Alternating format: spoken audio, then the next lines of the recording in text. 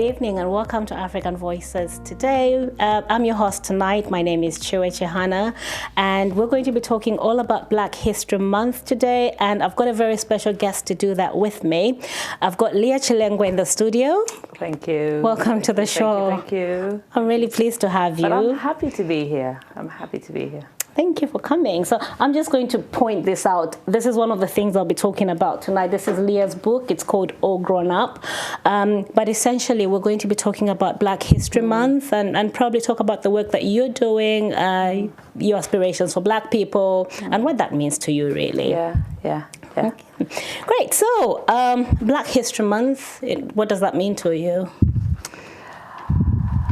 I think it means a lot of things, but it's all encapsulated for me, unfortunately, in just a small capsule of a timeline of a whole year.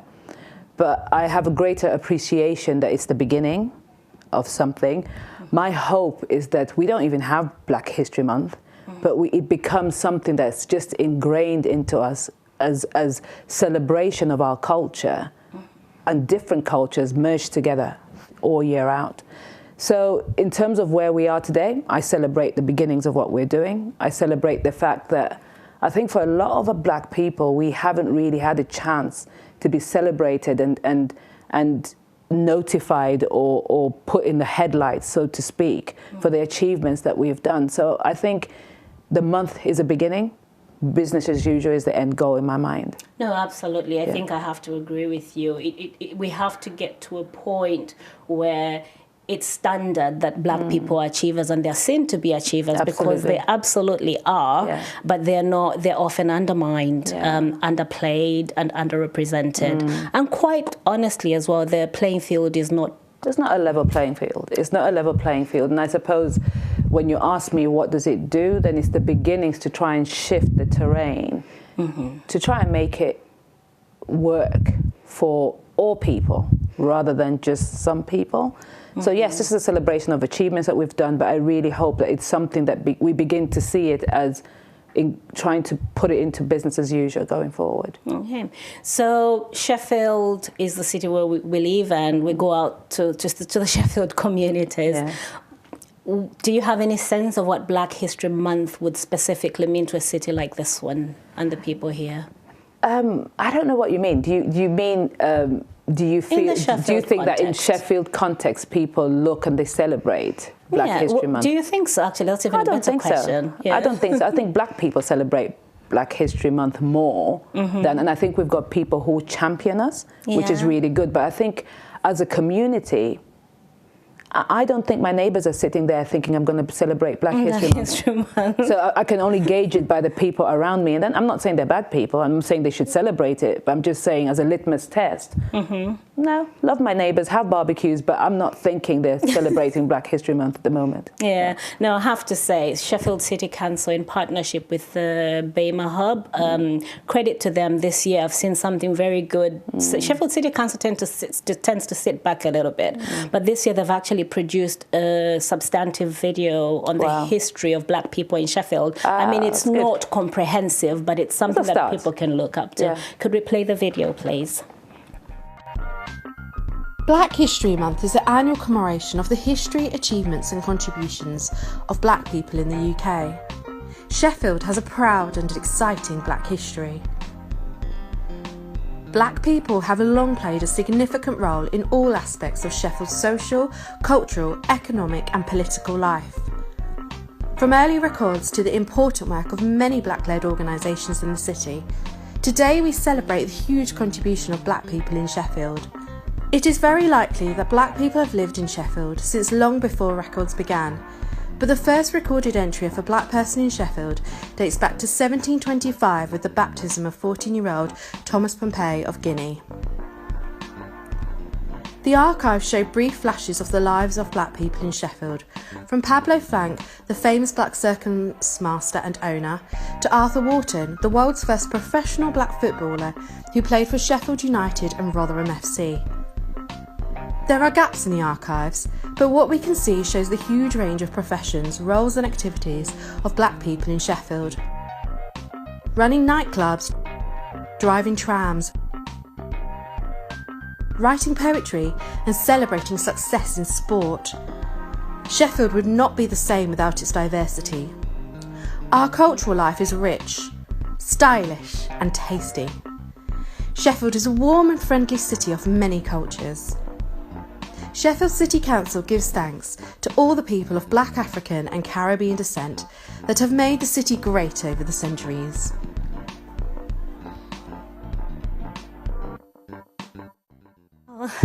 That's what Sheffield. I love that. You love that. What's your response to it? I think it's a start. I really think it's a good start. I think that we're going in the right direction. I just had to smile there when it said coloured people on trams. And you think it's a beginning, isn't it? Like, okay. Those were the papers back then. Those were the papers back then, yeah. And I think that when you look at it from there as a way of measuring, we've come a long way. The language has changed, you know, and I think that it's good to recognise that people are trying to understand a people group or a culture that they probably never needed to understand before, and we have to respect that, I suppose. Yeah. No, I absolutely agree with you. For me, what's quite poignant in this particular video is that this is the sort of history I would like to be included probably in the curriculum, so that Black kids who grow up here are not always told about what Save the Children is saying, but they can actually see what these achievers have done. It's a history, I think, that's being deprived of kids, and I think it plays a lot into their confidence levels. So that's quite crucial for me. But to think as well that in 1725, that's the first recorded, but that does not mean that's the first time. Person, yeah. I'm really pleased to learn that, and it makes me want to go into the archives and see more Black people and their presence here. Does that do that for you? I think yeah, and a lot of people have conversations with me about, oh, just get on with it. You know, it's the issues that you're talking about really are not happening. And I always say this to people, so just because it's not happening to you, it doesn't mean it's not happening.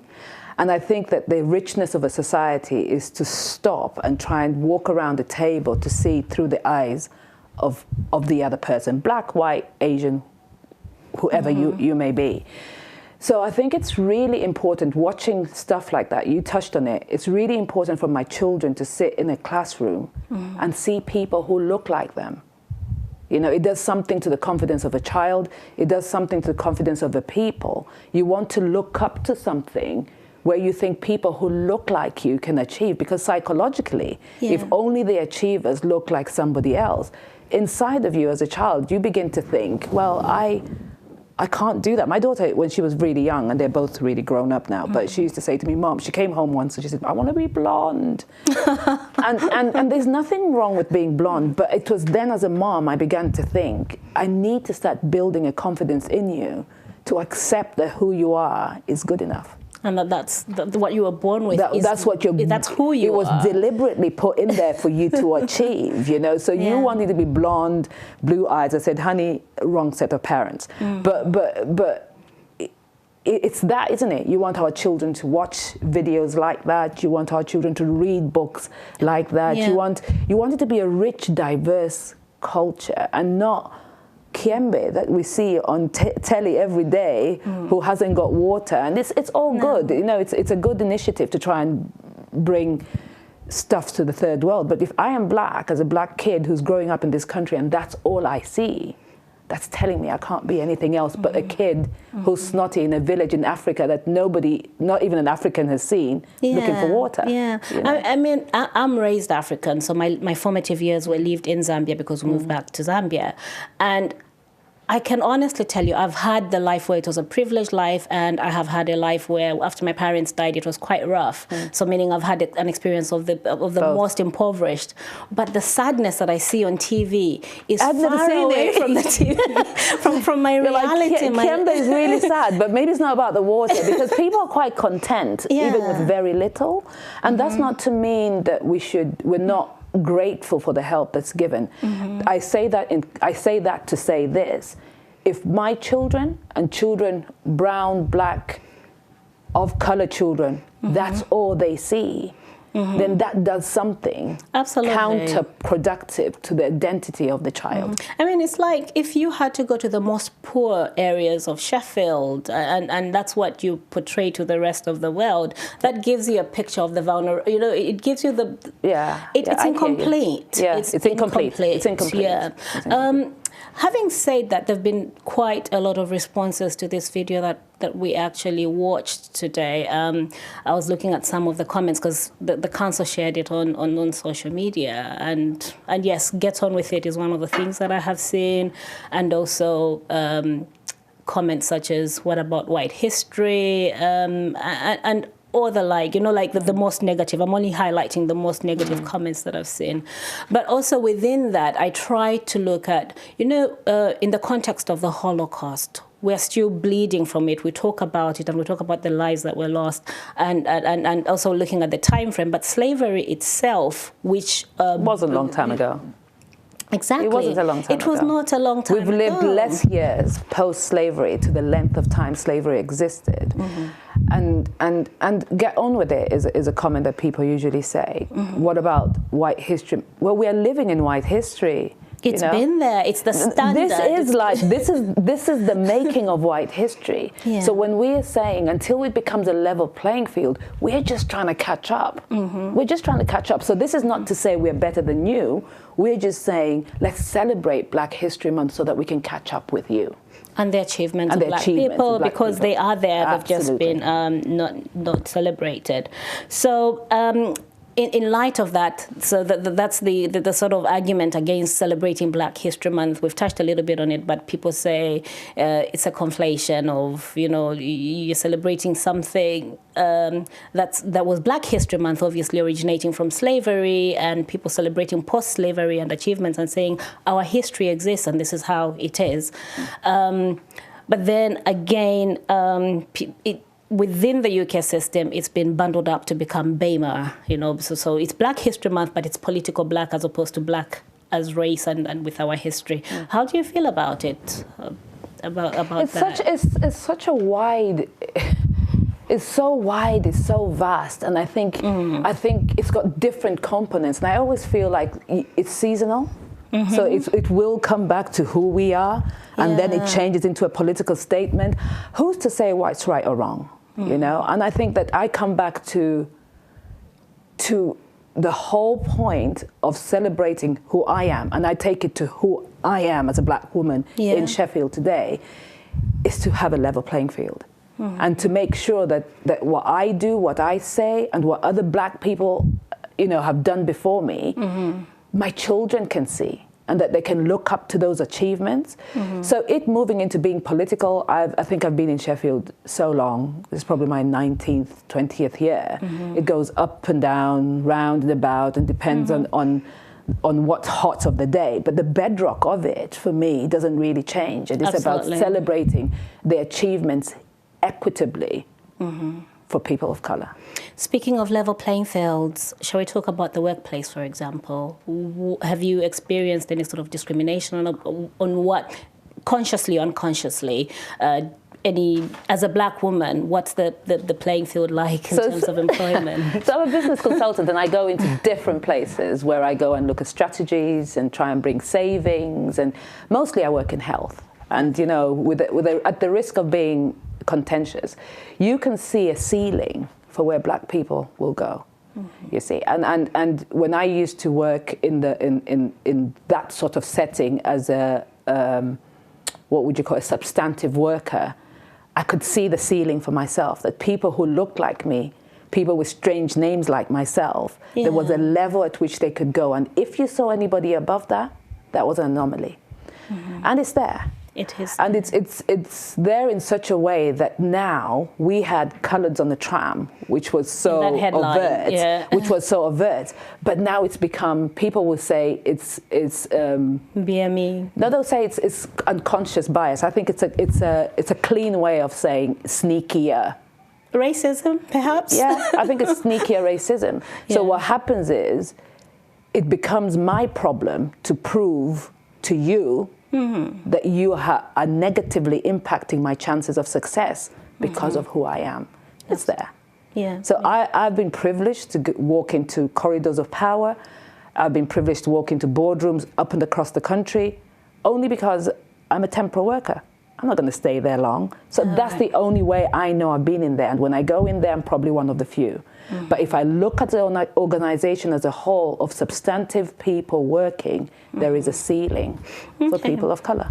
I appreciate what you're saying, and it also brings me a little bit to something that I identify with as a Black woman. I'm a feminist, but I think my umbrella term for my kind of feminism is a womanist, and so that's my preferred term, and that's because my struggles as a Black woman will also encompass the struggles that Black men face, which are often not considered. I think originally, now feminism is actually looking at men, but Black women have always said men are our allies, and their struggles, the challenge, like in the prison system, for example, here in the UK, the opportunities that Black men will come and find after prison, that those diminish. And so there's institutionalized racism that limits the opportunities that we can access. It feeds into the narrative of maybe you're just not good enough.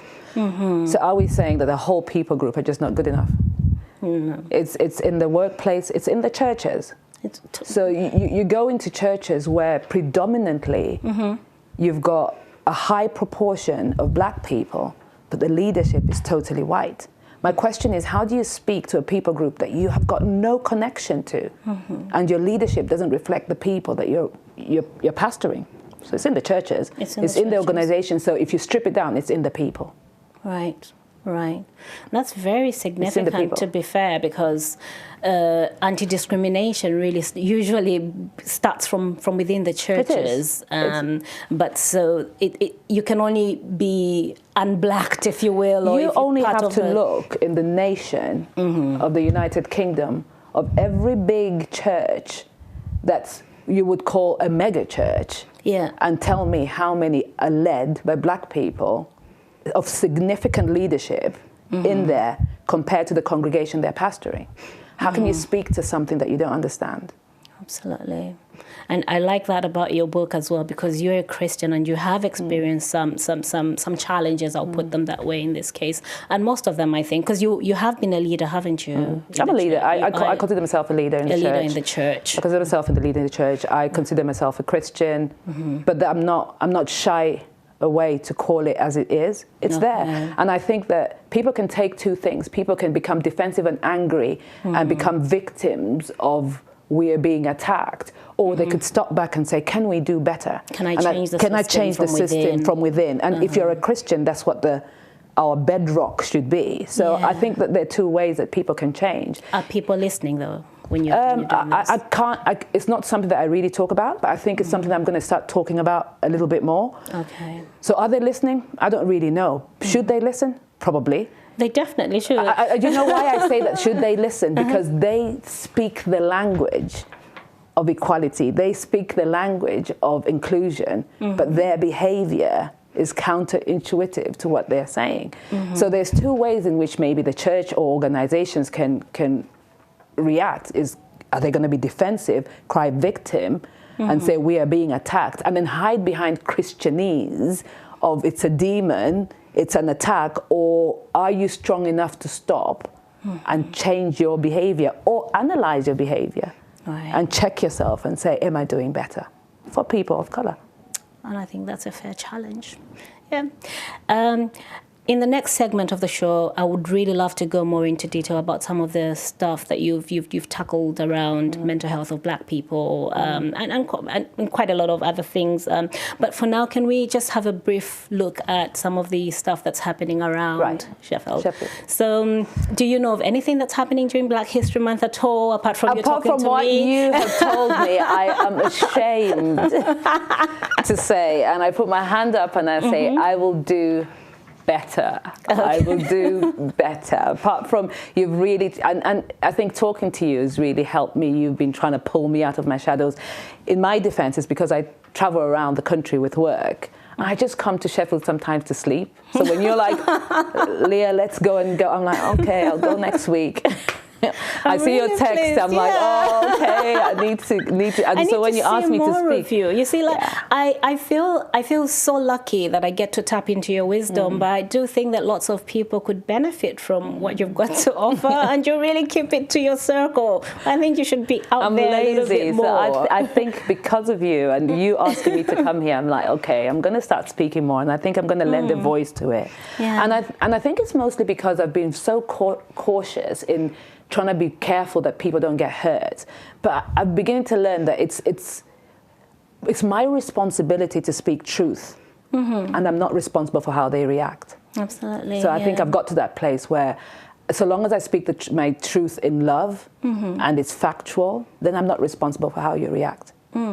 So one thing that I would like to sort of highlight, there are quite a lot of other things, but there's one thing that I would really like to highlight, and it's the arts. I love the arts. I love theatre, but I love theatre that speaks to something substantive.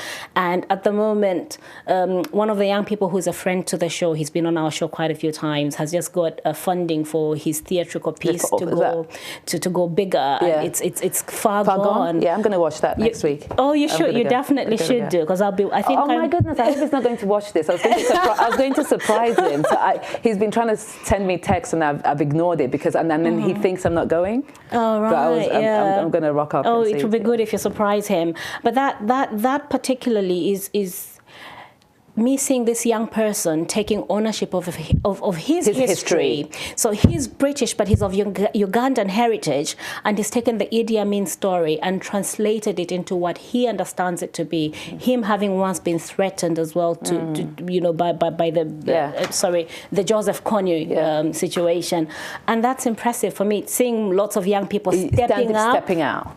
But it all comes from education, isn't it? Like he can speak that story because he lived there. But what about the black British kid who's not shown his history?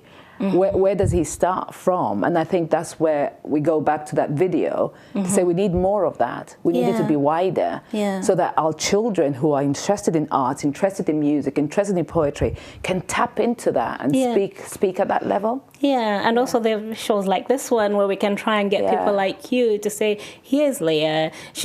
I think you did some science degree at undergraduate. I'm a biochemist. It's biochemistry. So that you're living. People don't know I'm a scientist, but I talk too much. I'm left to my own devices. So this is when you talk about culturally. I think my parents wanted me to be a doctor, and it didn't matter how long I said to them, I do not like blood or fluids. They just, you were being a doctor, Leah. And I went into university, and I couldn't hack it because it just wasn't me.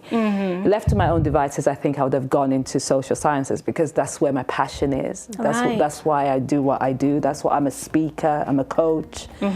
And yeah, I think I would have gone. And yet here you are having all your business in the health sector. Look at you. It wasn't wasted. It wasn't wasted. Right, so that is part one of our talk on Black History Month. I've really enjoyed this first half, and we'll be coming back in a few minutes.